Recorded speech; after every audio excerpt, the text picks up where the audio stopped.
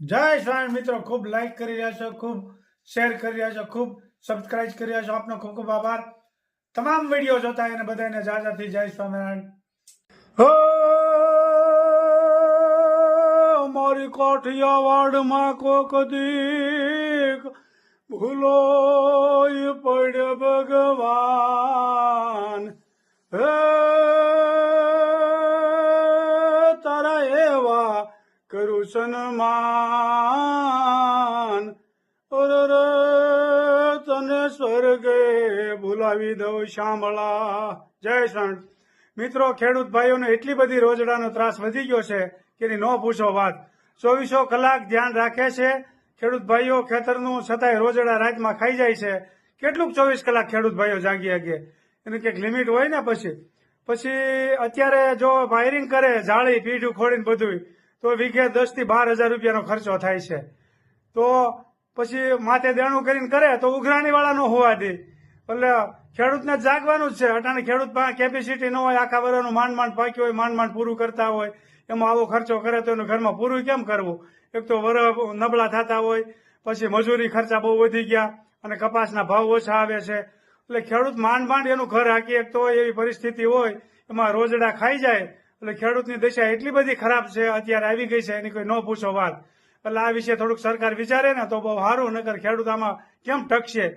તમે વિચાર તો કરો. કોઈ જુવાંદડા કોઈ ખેતી કરવા તૈયાર નથી. શું કામે કે આ રોજડાનો ત્રાસના હિસાબે. કોઈ નાની ઉંમરવાળો ખેતીમાં નથી. અત્યારે 60 થી 70 વર્ષની ઉંમરવાળા ખેતીમાં છે, બાકી કોઈ ખેતી કરવા તૈયાર નથી. આવી મુશ્કેલી અત્યારે આવીને ઊભી છે. તો આનું શું કરો તમે? બહુ મોટી મુશ્કેલી છે આ. તમે ખેડૂત ભાઈઓની સરકાર થોડુંક સાંભળે ને તો સારી વાત છે. નકર આમાં ખેતી કરશે કોણ? એ મોટી ઉપાધિ છે. જે જગતનો તાત કહેવાય છે, દુનિયાને જીવાડવા વાળો ખેડૂત છે, એ અત્યારે દુખીના ડાળિયા છે. રોજના ત્રાસથી, ભૂણના ત્રાસથી કઈ રહેવા નથી દેતું. ખેતરમાં બધું ખાઈ જાય છે. તો આનું જેમ બને એમ સરકાર થોડુંક આનું ક્યાંક નિર્ણય કરે અને આ રોજનો ત્રાસો હટાવે થોડોક, તો સારી વાત છે. નકર ખેતી કરશે કોણ? આ મોટો પ્રશ્ન ઉભો થયો છે. જય સ્વામિનારાયણ.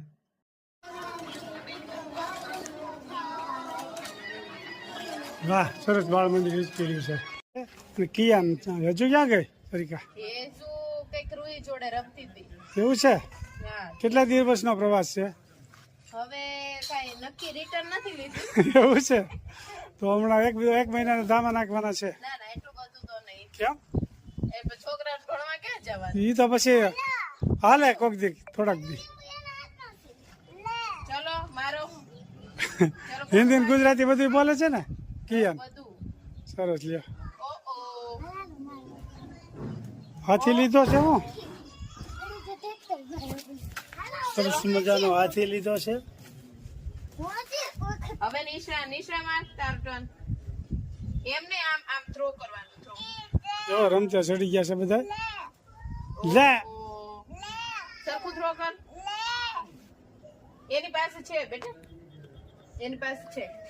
અરે સરસ મજાના રમવા મળી ગયા છે. ના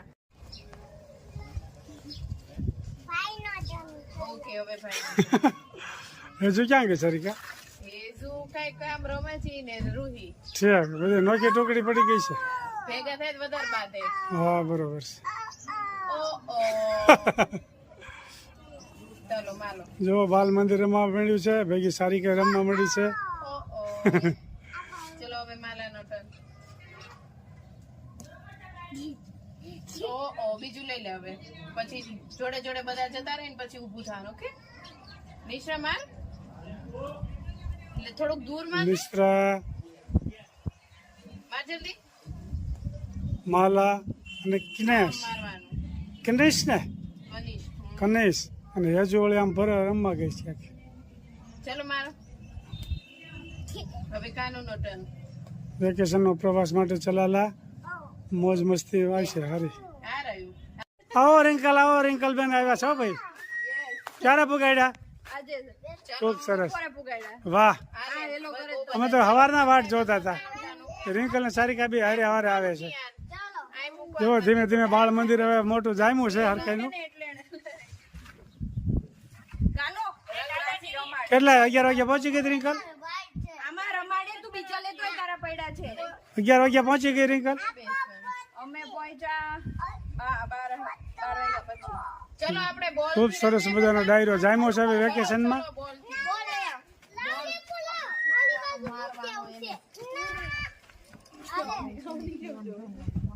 હું આજે બની રહ્યું છું નવીનમાં. હા. ભજીયા બનાવ્યા વાહ, જો સરસ મજાના અજમા. અજમાના બે બાળકો માટે આ બરોબર બટાકાની છે. chips. 3 જાતની આઈટમ છે ભાઈ. આ સાદા નથી બનાવ્યા 3 વસ્તુ બરોબર છે, મેથી ગોટા નથી કરવાના બરોબર છે. 3 જાતના ભાઈ ભજીયા બની. અને આપણે ઉપરથી લોટ ચડાવી બનાવશું બરોબર છે. આવી રીતે લોટ વેરવાનો મીઠું અને લીંબુ થોડુંક એવું પાણી નાખી આજ ભાઈ સરસ મજાના ભજીયા મનીષા તૈયાર કરે છે. હા હો. બેનો બધા કોમેન્ટ કરજો. ખૂબ સરસ કોમેન્ટો આવે છે. મનીષાની રસોઈ નાગપુરથી ને વિડીયો આવતા ત્યારે બેનો બહુ સરસ મજાની કોમેન્ટ કરતા હતા. એ આવી રીતે મનીષાની લોટ ચડાવી દેવાનું ઢાંકીને. બરોબર છે. થોડું થોડું એડ કરવાનું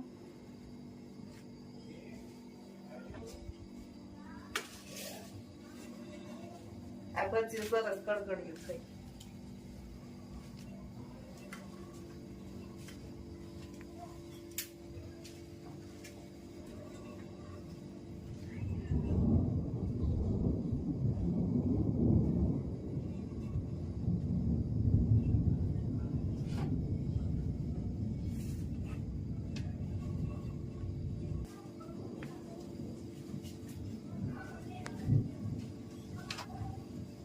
હવે આને ડોઈ લેવાના અજમાના પાન અને આલુ ચિપ્સ બનાવી છે ને એના માટે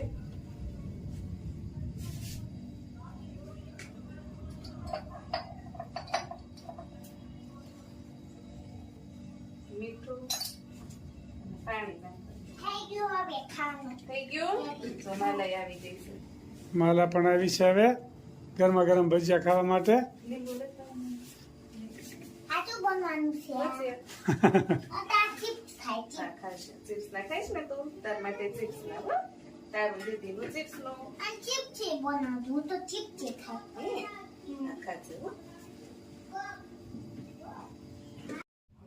જીવ તું રટણ કરી લે રાજે શ્યામ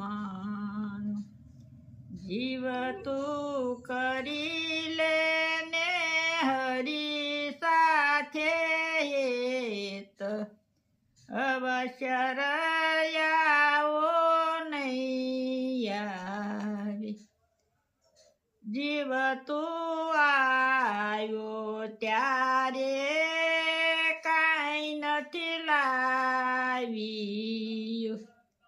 જીવ તું નથી બેઠો કરીને કામ અવશ્ય રયાવો નહીં આવી જીવ તું ખોટી માયામાં ઘૂસી ગયું ખોટા સપના જેવું છે સંસાર અવશ્ય રયાવો નહીં આવી જીવ તું ગોકુળ ગામ ગયો નથી જીવતે નથી કર્યા પુણ્ય ને દાન અવશ્ય રયાવો નહીં આવે જીવ તું રટણ રેતી માં લોટ્યો નથી જીવતે નથી કર્યા યમુનાજીના પાન અવશ્ય રયાવો નહીં આવે જીવતે વ્રજની પરિક્રમા કરી નથી જીવતે નથી નિરખ્યા શ્રીનાથજીના રૂપ અવશ્ય રયાવો નહીં આવે હું તો જાવ વલ્લભ કુળને વારણી બલિહારી જાઉ માધવ દાસ અવશ્ય રયાવો નહીં આવે. જય સ્વામિનારાયણ. ખૂબ સરસ મજાનું જય સ્વામી, ખૂબ સરસ મજાનું કીર્તન ગાયું કે જીવ તું મનુષ્યના અવતારમાં આવ્યો છો, હવે આવો અવસર નહીં.